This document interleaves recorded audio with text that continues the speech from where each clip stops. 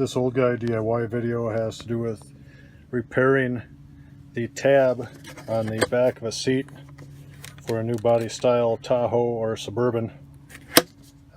This piece is designed to hold up this back flap when the seats are in the up position, and sometimes the thing will break off. So when this piece broke off, I took a piece of metal flashing from around a chimney and I just cut it with the tin snips, and then I used JB Weld and I JB welded it in place. I held the JB Weld to the part with this clamp, and now that this piece is set up, I come here to the vehicle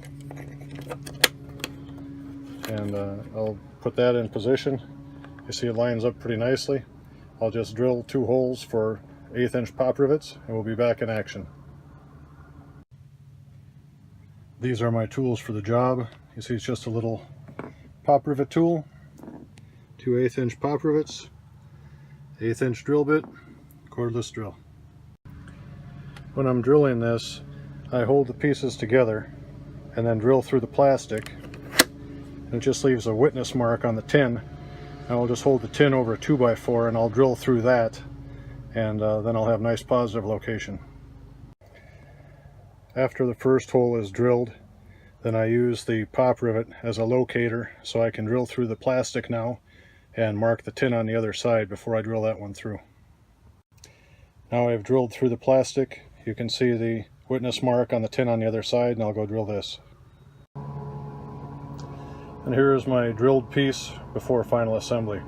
And regarding the JB Weld job I did, if you don't have the time or if you don't have JB Weld and you just want to rivet it, you can accomplish the same thing by just riveting the other side.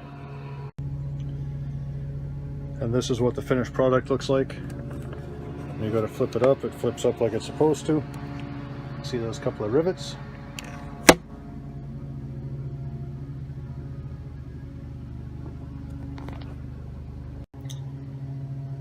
And here it is holding that back piece as intended.